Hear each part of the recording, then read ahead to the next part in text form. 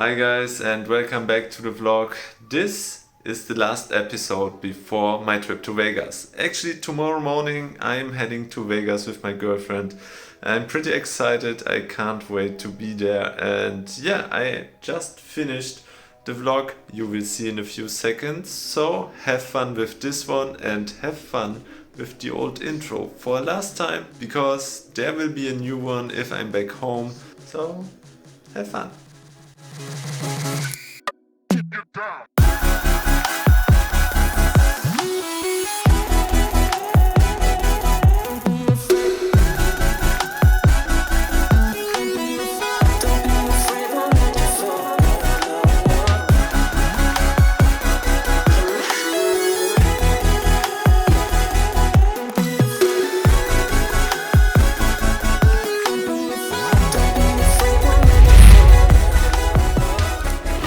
Three-way all in and I have queens.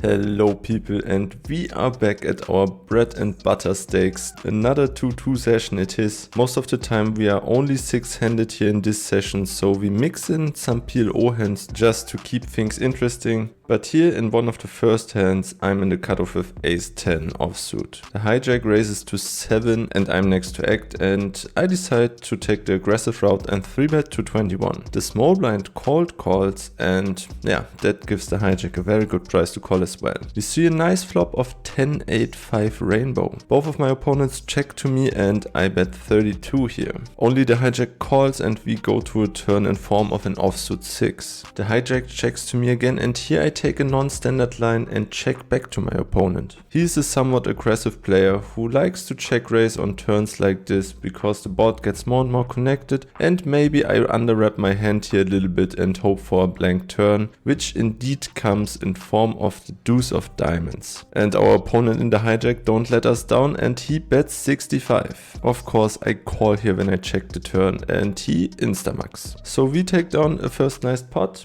and go on to the next one.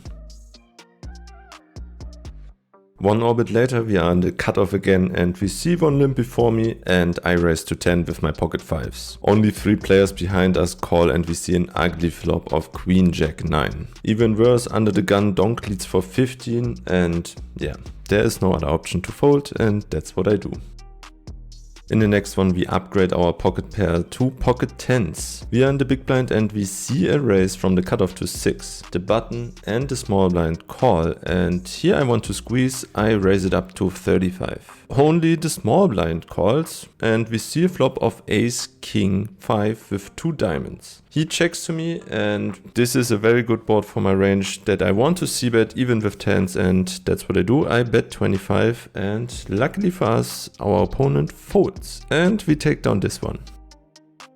In the next one we downgrade our pocket pair to pocket 5s again. We see a raise from the hijack to 10 and I'm in the cutoff next to act and I decide to call. The other players get out of the way and we see an unfortunate flop of ace queen jack rainbow. Surprisingly my opponent checks and I happily check back. We see a beautiful 5 of diamonds on the turn, and even better news, my opponent in the hijack bets 15. I want to build a pot here with my disguised bottom set and I raise it up to 40. The hijack calls. We see a blank in form of the 7 of clubs on the river. He checks to me again and here I think I don't want to bet too big. Try to get a call from 1 pair type holdings, maybe lower 2 pair, and yeah, that's the reason why I only bet 40 here, and after some time he decides on a call. I show my set and we are good. In the next one we look down at jack 10 of diamonds. We are in the hijack this time and I raise it up to 6. It folds the button, who decides to 3-bet. He raises to 25. Even though I'm out of position, I think my hand plays pretty well post flop, and so I decide to call. We see queen 10-8 with 2 spades on the flop and I check to my opponent. He decides to bet 20 and with my second pair and the gut shot to a straight I decide to call. We see a 6 of diamonds on the turn and I check to my opponent again. And he bets again. He sizes up now and bets 65. That line seems pretty strong to me and I give him credit and I fold my hand. He wants to show that he can bluff as well and he shows ace king offsuit. Well played, sir. You take this one.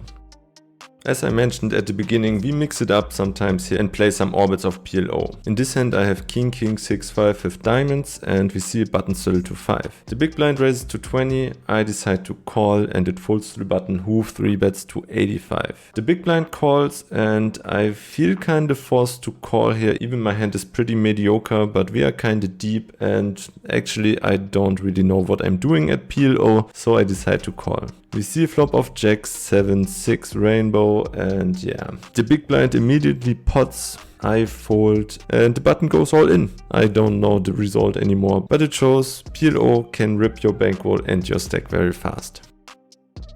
In the next one, we are back at the Hold'em streets and in the cutoff with ace-10 offsuit. There's a button straddle to 5 again. The big blind decides to call and the hijack calls as well, and I raise it up to 25. The button, the big blind and the hijack decide to call the 25 as well, and we are in a bloated pot already, and the flop comes 6-3 deuce with 2 hearts and 1 spade. Not really an ideal flop for us, and even worse, the big blind decides to donk lead for 50. Yeah, the hijack before me folds and I fold as well. Hopefully we can turn things around again, and let's go on to the next one. Here we are in the hijack with ace-jack offsuit and I raise to 6. Only the blinds decide to call and we see a flop 3 raise of 6, 6, 5. They check to me and I happily check it back and see a 3 turn, and it brings us help. It brings in the jack. They check to me again, I bet 15 and they fold. At least we take down a small pot again, and hopefully we can continue like this. In the next one, we are in the cutoff again and we see a raise from the low jack to 10. He is a very loose player who plays at least 50% of his hands, and that number is quite pessimistic. So I decide to call, play in position versus him. Even with such a marginal hand, I feel pretty good, and the other players get out of the way.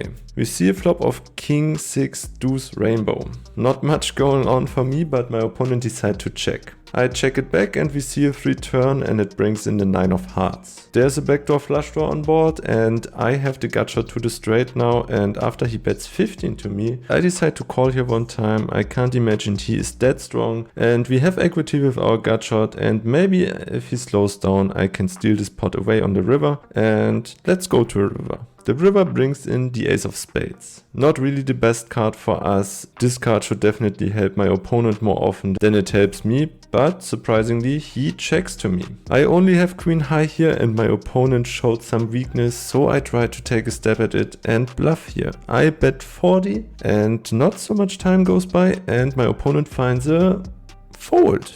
So we take down this one with queen high. Feels good. On to the next one. Here we are in another PLO hand and I look down at ace, ace, ace, king, rainbow. Not the best starting hand I guess, but I already have in mind that I have 3 nut flush blocker and of course a pair of aces, so I raise to 10. We get 3 callers and see a flop of 10 for deuce with 2 diamonds. After they check to me, I think I could bet here sometimes, but actually decide to check it back and play it more aggressive when we see another diamond. The turn really comes another diamond. It comes the 8 of diamonds. But this time, not all of my opponents check to me because the hijack bets 20 now. I already had the plan to turn this hand into a bluff if we see 3 cards of the same suit on the board, and I stick to my plan and raise it up to 65. It folds to the hijack player who calls. We see a brick turn in form of the king of clubs. The hijack checks to me and I don't think a pair of aces is good here, and we still have the nut flush draw blocker. So I bet pot. I go all in for my remaining stack here and the hijack goes into a tank for a little bit. He announces that he has 2 pair but is not willing to call here, and a few seconds later he lets his hand go, and whew, we got that one through, and better let us stick to Hold'em the next hands. The action continues to be great and you will see this in this hand. We are on the button with pocket queens and the hijack before us raises to 15. I 3-bet here, I keep it on the smaller side and only 3-bet to 40. It folds to the big blind who decides to jam. He has reloaded for 200 and he slides them into the middle again. But that's not all. the hijack rejams for 300 effective. He has us covered. I go into the tank for a little bit, but ultimately think that short-handed and especially on this action-heavy table, it would be too tight to fold pocket queens here, so I stick in the call as well. But before we go to a run out, my two opponents asked if we want to run it multiple times. At first they thought about 2 times, I'm okay with that. Then they wanted to run it 3 times. I'm not a big fan of it, and actually I wanted to run it once. But because both of my opponents are for 3 times this time, I'm not the type of guy who declines those wishes, so we run it 3 times. We show our hands and our opponent in the big blind shows pocket aces and the hijack shows pocket 8s. So we need some queens here, and in the first run, on the first flop, we actually see a queen. Damn me, why I can't decline those wishes. Anyway, we hold up on this one. The other 2 boards are in favor for the big blind, who holds up with his aces. Actually, we don't lose that much money because of the sideboard. But yeah, let's go to the next hand. In the next hand, we have ace-10 offsuit again on the button. There is a limp from the hijack and the cutoff before me raises to 12. I try to mix it up here so I don't 3-bet this time and just call here in position, and the hijack limper gets out of the way. So we are heads up to a flop of 10-9 deuce with 2 clubs. The cutoff decides to c-bet for 18.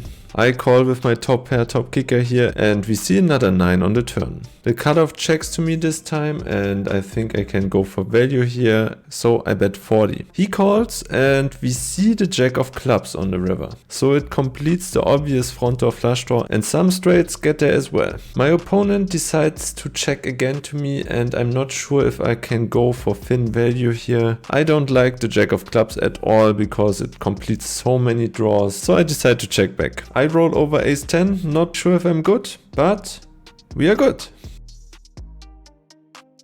In this hand we are only 4-handed, the table starts to break, but we keep on playing, and here I'm on the button with ace-10 offsuit again. I raise it up to 7 and it folds to the big blind, who decides to 3-bet. He 3-bets to 25. In a 4-handed game I think that's a clear defend here in position, so I call. The flop comes jack, jack, 5 rainbow. The big blind, who is by the way the loose player I mentioned earlier in the video, bets 25. I would call with ace-10 here to 1-bet versus regular opponents, so of course I will call versus this type of player, and we see another 5 on the turn. My opponent keeps betting and bets 25 again. Here I should start to get a little suspicious, but for this price I couldn't help myself and call again. We see a queen of clubs on the river and my opponent now checks to me. I don't think I need to turn my hand into a bluff here, and I just wanted to see which kind of hand my opponent has, and maybe ace high is good here, so I check back, but we get a very bad news because my opponent had ace 5 of hearts. So he had a full house and didn't want to go for value on the river here. Fortunately for us, because I'm not sure if I fold to another 25 euro bet. On to the next one. In the last hand I want to go over. We bleeded some chips and I have only around 210 euro left in my stack. We are on the cutoff with pocket 10s and there is a button straddle on for 5. The small blind is next to act and raises to 15. The big blind calls and I want to squeeze here since we are still 4-handed, and that increases the strength of my hand even more, and I squeeze to 55. Both of my opponents in the small and big blind call, so the pot is big already. We only have about a pot size bet left and we go to a flop. The flop comes jack for deuce with 2 spades. They check to me, and since I only have a pot size bet left, I want to go with my hand here. There are so many bad turns I don't want to continue with, and if one of my opponent has some sort of jack, bon chance, good luck to him. So I stick in around 155 euro more and the small blind goes into a tank. After like 30 seconds, he decides on a call. But that's not it. The big blind goes into the tank as well and considers his option for like 1 or 2 minutes. I really want the big blind to fold here in this spot because he most likely has some sort of jack here and the small blind is most likely on a draw. Luckily for me, they are around 500 euro deep behind, so after some time my opponent in the big blind fold. He shows us pocket 9s. Okay, not the hand I expected he has, but I take it and we are off to a run out. The turn brings in a 9. Woo! Luckily the big blind folded and the river brings in an offsuit 7. I turn over my 10s and We are good. Nice to take down the last pot here of the session, and off to the session update we go. So guys, short session update for this video. I'm really tired. I was into the game for 250 euro and out of the game for 335, and that means a profit of 85 euro. Pretty nice session. This is the last session before my Vegas trip. I'm heading to Vegas in 3 days, so stay tuned for hopefully exciting Las Vegas vlogs. I'm excited for that, so see you there and see you in the next vlogs. Goodbye guys, ciao.